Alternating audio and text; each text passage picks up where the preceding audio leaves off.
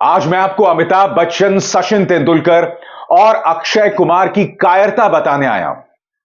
जब साक्षी मलिक ओलंपिक्स में मेडल जीतती हैं तो देखिए किस तरह से उनकी वाहवाही करते हैं, मगर आज साक्षी मलिक के आंसुओं को लेकर पूरी तरह से खामोशी छाई हुई है। समानांतर तौर पर मीडिया के जरिए साक्षी मलिक, बजरंग पुनिया और विनेश फोगाट को बदनाम करने का एक टूल किट भी शुरू हो गया, जिसकी मैं चर्चा करूंगा। मगर सबसे पहले दोस्तों, वो वीडियो जो आप सब देख चुके होंगे। कायदे से कार्यक्रम मुझे कल करना चाहिए था, मगर निजी कारणों से मैं शाम को यह कार्यक्रम नहीं कर पाया। बजरंग पुनिया अपना पद्म पुरस्कार प्रधानमंत्री नरेंद्र मोदी के घर के सामने जो फुटपाथ है वहां पर रखकर आ गए। ये वीडियो देखिए, फिर मैं उसकी चर्चा करूंगा। वहाँ बात करते हैं।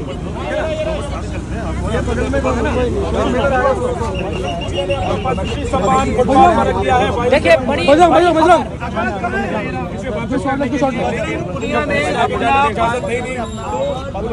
पुलिस उनसे गुजारिश करती रही, कुछ और लोग उनसे कहते रहिए कि ऐसा मत कीजिए, मगर बजरंग पुनिया ने उन्हें नहीं सुना।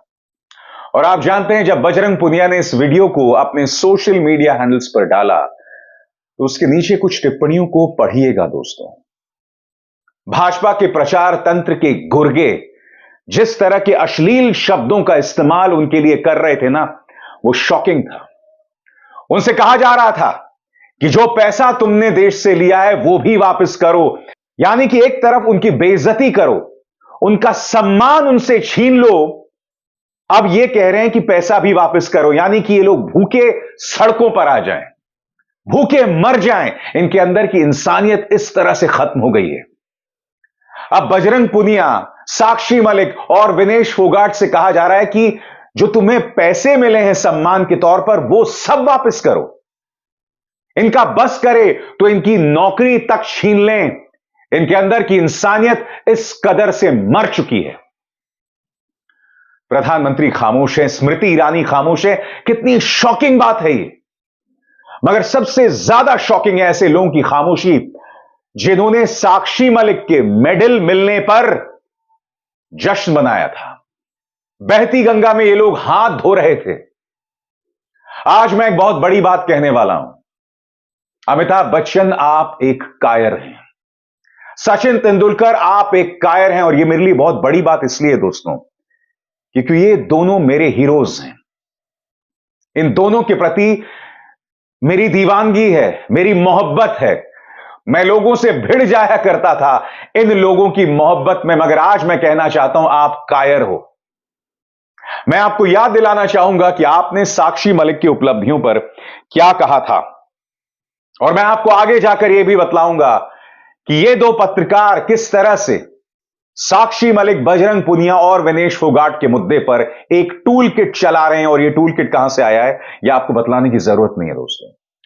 सबसे पहले the one and only Amitabh Bachchan, उन्हीं की आवाज में। मलिक, तू साक्षी है कि हमारे देश में महिलाओं की शक्ति प्रबल है। उनका आदर, सम्मान और उनकी रक्षा करना प्रत्येक नागरिक का फर्ज है। मिस्टर बच्चन, आपने ऐसे ही कहा होगा ना। आज क्या हुआ? साक्षी मलिक को इस तरह से रोना पड़ा था और आप खामोश हैं। अरे थोड़ी हिम्मत अपनी पत्नी से सीखिए, जया बच्चन से सीखिए। जब सांसदों को निलंबित किया जाता है तो वो संसद के अंदर अपनी आवाज बुलंद करती है, मगर आप मिस्टर बच्चन खामोश हैं। हाय, क्यों खामोश हैं आप? सचिन तेंदुलकर, आप जानते हैं जब सचिन तेंदुलकर रिटायर हुए थे तब उन्होंने क्रिकेट के मैदान में एक स्पीच दी थी। मेरी आंखों में आंसू थे। आज ये सचिन तेंदुलकर, ये सुनील शेट्टी, ये अजय देवगन जब विदेशों में बसने वाली रिहाना या ग्रेटा थनबर्ग हमारे किसानों के बारे में बयान देती हैं, तब ये लोग तुरंत सामने आ जाते हैं कि तुम लोगों की मजाल कैसे कि हमारे देश के आंतरिक मामलों पर बयान दो। मगर आज एक खिलाड़ी होते हुए सचिन तेंदुलकर इस मामले पर खामोश हैं। क्या यह सवाल उठना चाहिए या नहीं उठना चाहिए? याद कराना चाहूंगा कि सचिन तेंदुलकर ने क्या कहा था। with great news to wake up to. Sakshi Malik, your resilience at Rio 2016 has made whole of India proud. Many congratulations. रियो 2016 में जब साक्षी मलिक ने पूरे देश का नाम रोशन किया था, तब सचिन तेंदुलकर ने बयान दिया था, मगर आज ये मान्यवर पूरी तरह से खामोश हैं। प्रधानमंत्री, आप अपने घर में इन खिलाड़ियों को बुलाते हैं जब इन्हें मेडल्स मिलते हैं। जब साक्षी मलिक को मेडल मिला था तब आप रक्षाबंधन पर न जाने क्या क्या कह रहे थे। याद दिलाऊं आपने क्या कहा था? On this very auspicious day of Rakshabandhan, Sakshi Malik, a daughter of India, wins a bronze and makes all of us very proud. यह आपका बयान था ना प्रधानमंत्री? अब आप खामोश क्यों बने हुए हैं? और ये इकलौते लोग नहीं हैं। अजय देवगन आपके सामने, साक्षी मलिक, हम आपको बताना चाहते हैं कि भारत आपसे मोहब्बत करता है। Go girl, we celebrate you with pride. फक्र के साथ, जुनून के साथ, अभिमान के साथ हम आपका जश्न मना रहे हैं, ऐसा अजय देवगन कह रहे हैं। आज ये इंसान पूरी तरह से खामोश है। आज ये इंसान भारतीय जनता पार्टी का चाटुकार बनकर रह गया है। अनुपम खेर ये तो स्वघोषित चाटुकार हैं। ये देखिए, हमारी जीत किस्मत तय नहीं करती, बल्कि हमारी काबिलियत हमारी जीत तय करती है। इन सभी खिलाड़ियों को बधाई, शुभकामनाएं एवं दिल से धन्यवाद। देश का नाम रोशन करने के लिए जय हिंद। और इसमें इन्होंने बजरंग पुनिया का नाम लिया है, साक्षी मलिक का नाम लिया है, दीपक पुनिया का नाम लिया है, अंशु मलिक का नाम लिया है। आज जब बजरंग पुनिया फुटपाथ पर आंसुओं के बोझ तले अपना पद्मश्री पुरस्कार लौटा रहे थे, तो मिस्टर अनुपम खेर, मिस्टर स्वघोषित चाटुकार ऑफ भारतीय जनता पार्टी, आप पूरी तरह से खामोश हैं। क्यों, मैं समझना चाहता हूं। क्या वजह है? सुनील शेट्टी, पेंटिंग रियो ट्राई कलर, सो प्राउड। आप कह रहे हैं so proud mister Sunil Shetty. मुझे बताने का कष्ट करिए ना, कहां है आज आपकी प्राइड, आपका स्वाभिमान, आपका गर्व? क्यों चुप बने हुए हैं?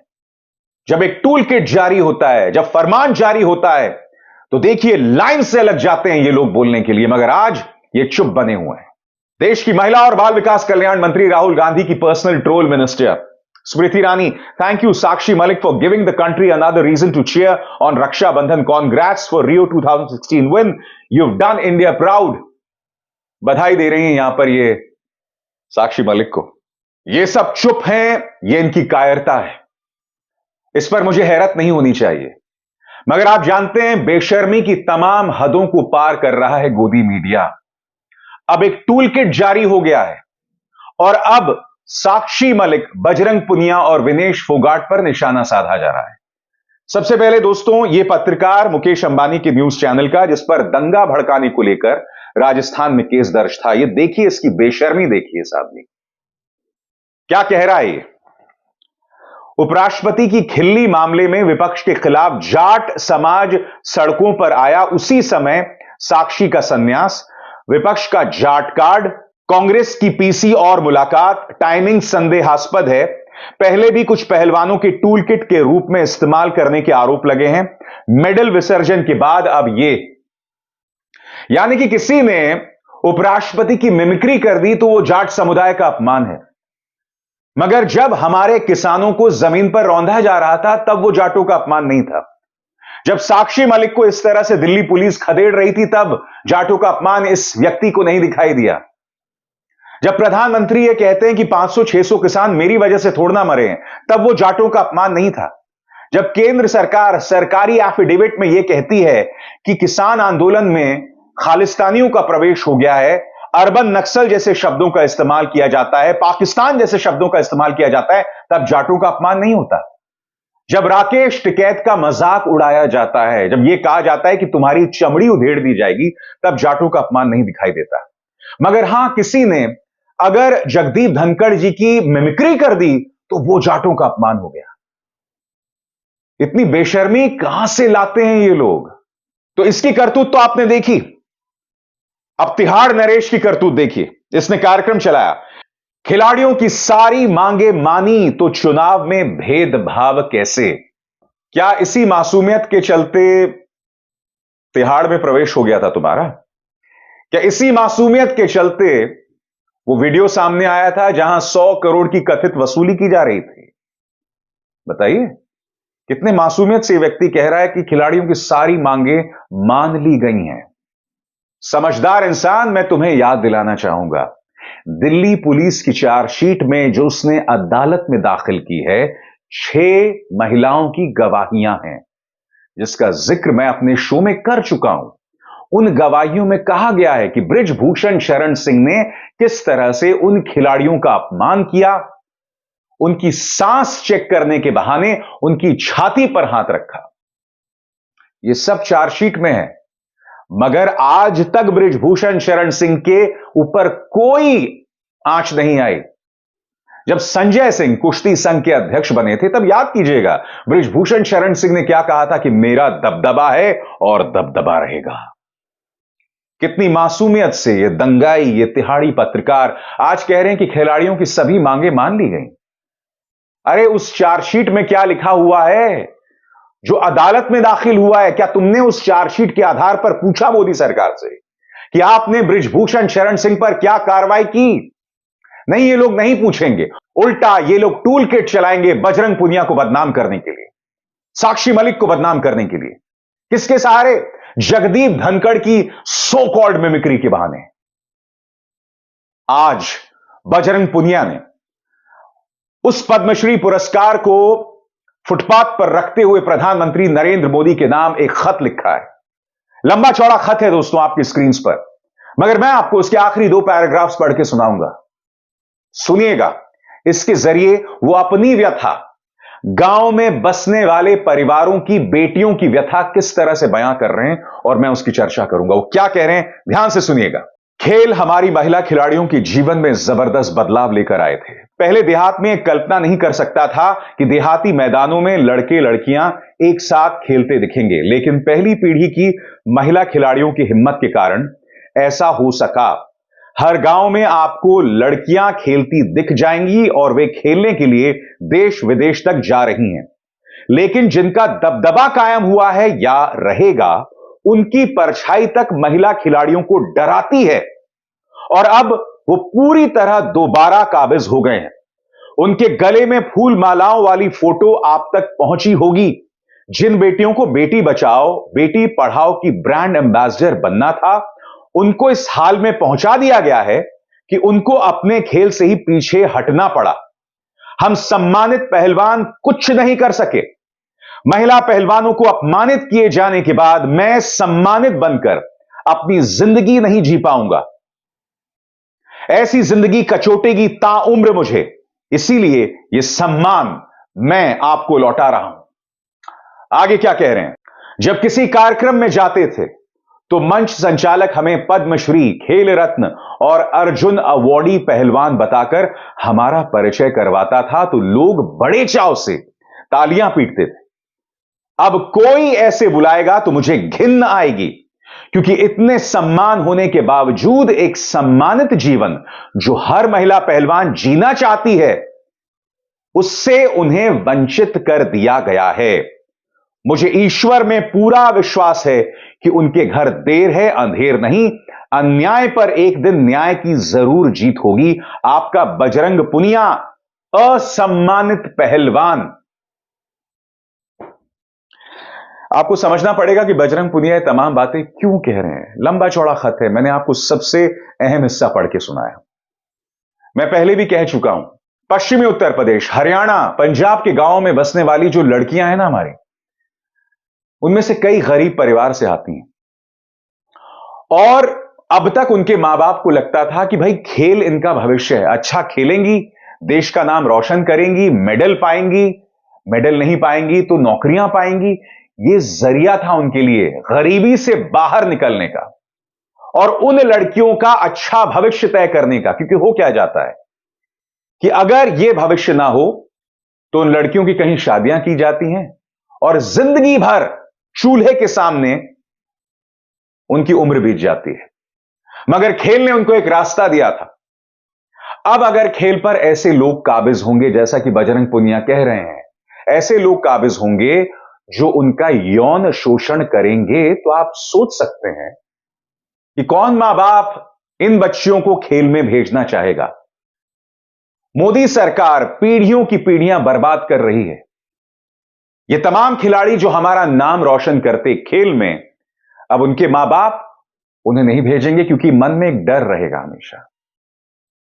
चलिए इन बातों को भूल जाइए, मगर आपको यह अजीब नहीं लगता कि साक्षी मलिक के आंसुओं के बावजूद, बजरंग पुनिया की इस कुर्बानी के बावजूद, मीडिया इस कदर बेशर्मी से एक टूल किट चला रहा है? विचित्र, कल्पना से भी विचित्र हो रहा है इस देश में। क्या कहें, यही तो अमृतकाल है, यही तो न्यू इंडिया है। अभिसार शर्मा को दीजिए इजाजत। नमस्कार। स्वतंत्र और आजाद पत्रकारिता का समर्थन कीजिए, सच में मेरा साथी बनिए। बहुत आसान है दोस्तों, इस ज्वाइन बटन को दबाइए और आपके सामने आएंगे ये 3 विकल्प, इनमें से एक चुनिए और सच के इस सफर में मेरा साथी बनिए।